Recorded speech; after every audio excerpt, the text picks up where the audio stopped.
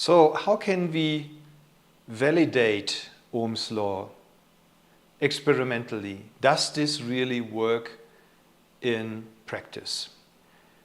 And yeah, what you do is you are setting up an experiment in the lab with an adjustable voltage source, for example, and with a voltmeter and an ampere meter. We'll talk about this in a minute.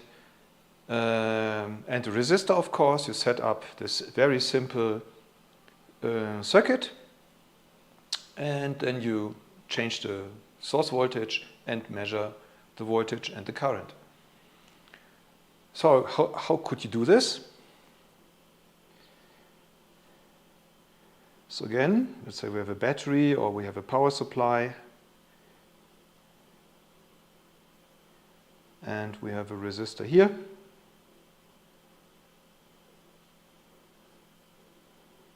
Our reference voltage here is 0 plus, and this voltage source V0 can be, can vary between 0 and 10 volts or so, right?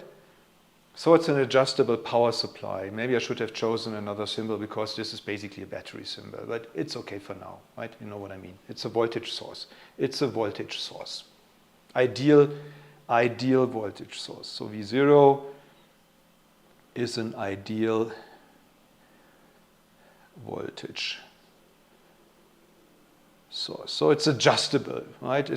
And we also call this a DC direct current, constant current voltage source. So we will talk about AC in another video, alternating current. That's what you have at home in your mains. But the batteries in your smartphones, in your torches, they are basically direct current. Good. So now how can we we are talking about a validation.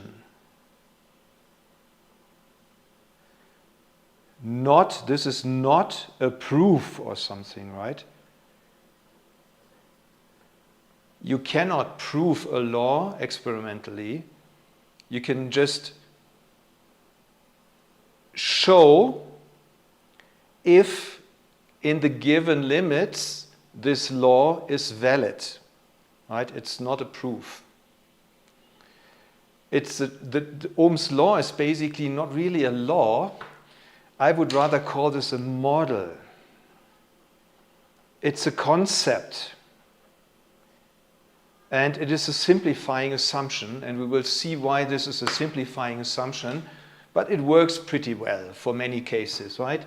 But in reality, electrical systems are much more complex than that. Okay.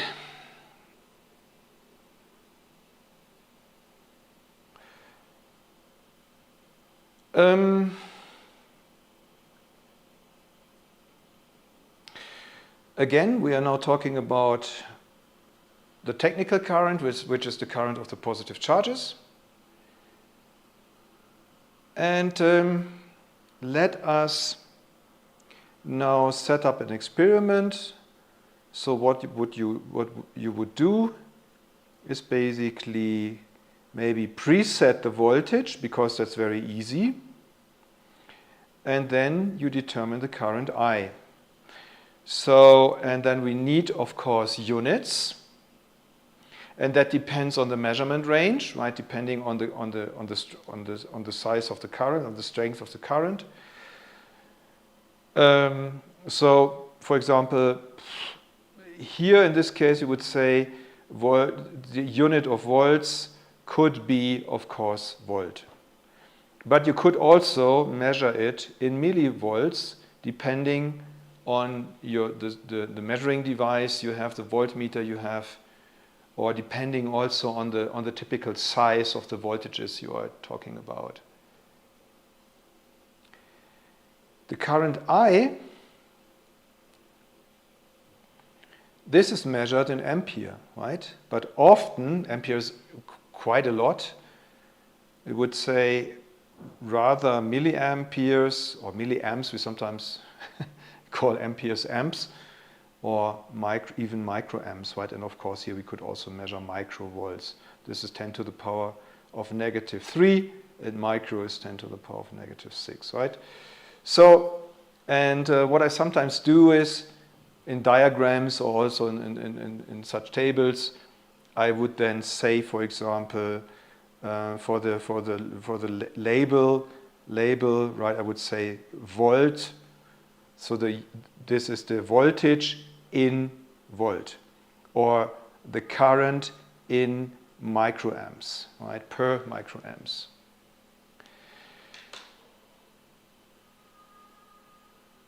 Okay. So you would start probably with a voltage of 0 volts, and what you expect is, of course, if you don't have a potential difference here, there would not be any potential energy difference which drives a current, because then the potential here and here is the same. If you think of gravitational forces, it is as if you were at the same height. But you are not changing the height when you go from this point to that point, right, along a line or so. So the volts, let's say this in volt, and the current. And then you could maybe change the voltage. Let's say this is in volts, and the current is maybe measured in, I don't know, microamps or so. And then you would have here some values accordingly, right? And these are experimental values. And Ohm's law states that V0, which is adjustable, let's say from 0 to 10 or so volts, right, is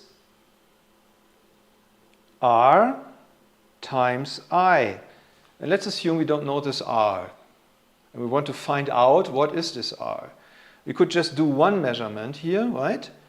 But it's more precise if you do a lot of measurements, because your measurement devices have errors, right? And it's, what I mean is, you could take any of these values, let's say, so how do you measure the voltage? Sorry, I did not explain this yet. So you would add a voltmeter, let's say here, between these two potentials, between these two nodes, you would measure the volt.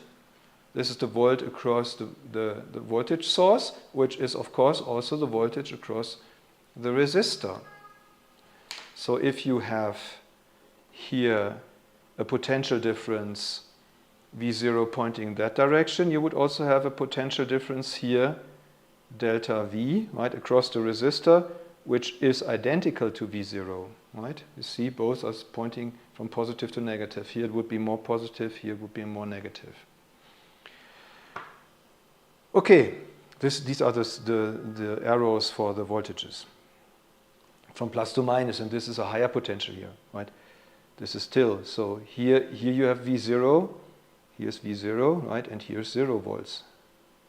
And also here's 0 volts, right? Along this node, it's 0 volts. And here you would have again V0, V0, V0, V0, and then a voltage drop across the resistor down to 0 volts. Okay, so what in the end you would get is a diagram. So from this you can basically, from this you can derive, or you could use this data to draw a diagram. And maybe the diagram looks like this. So maybe you really assume, or yeah, you should definitely make a measurement here. But now you are reversing the axis, right? In your experiment, you would preset the voltage and measure the current. Oh, I forgot to measure the current. How do we measure the current? So you see the current I is identical everywhere here, because where should the current is the coulombs, the charges per second, right? So where would they go?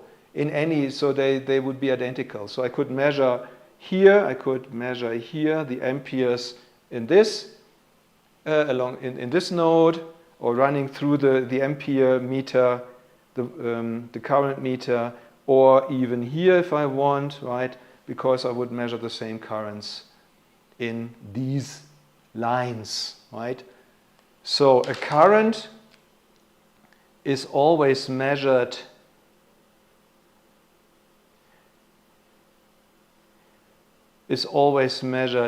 in line. So you really have to, you would have to cut, you have to break the wire here, right? You have to break this connection and insert the ampere meter in series with the conductor. And the voltmeter is always like this. You have a voltage, basically a device which changes the voltage, like a resistor, right? Across the resistor you would have a voltage drop, let's say, if the current goes in this direction. And then the voltmeter is in parallel to a device which changes the potential, the voltage, a voltage drop across this device, like here, right? Here 5 volts, 0 volts, so this device here changes the voltage, so it makes sense to measure here the voltage drop across this device, or you measure here the voltage drop across this battery or the voltage source, right? And in fact it would be the same as we stated before. So for each of these measurements you would then get, let's say, a point, right? Let's say you would measure here and maybe measure here, and another measurement would be like this, and another one would be like maybe this. And you can see that they are not ideally on a line. They should.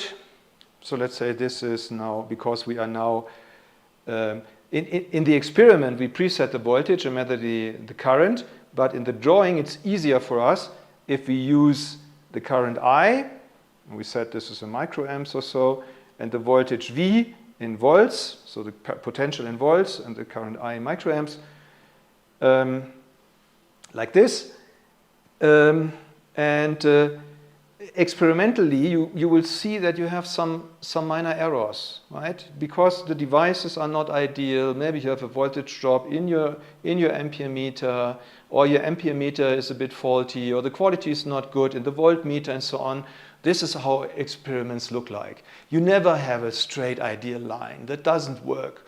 Therefore, you should not connect, when you print these points, right? Don't connect them with lines. Only when you know what you're doing. Because when you have a point, when you measure the point, let's say here's another coordinate system, right? You measure the point here and you measure the point here, and you are doing a linear interpolation in between, right? Let's say you are connecting them like this, right? You say, okay, I connect them like this. You can do this as long as you know what you're doing, but this is a model, right? You make an assumption. Maybe the real function looks like this. You don't know. You don't know, because the only thing you measured is this point and that point. Maybe you have good reasons to assume that you have here straight lines in between the points, but you cannot be sure. That's your assumption. The assumption can be reasonable, but then you have to express yourself clearly that you are making this assumption. Okay.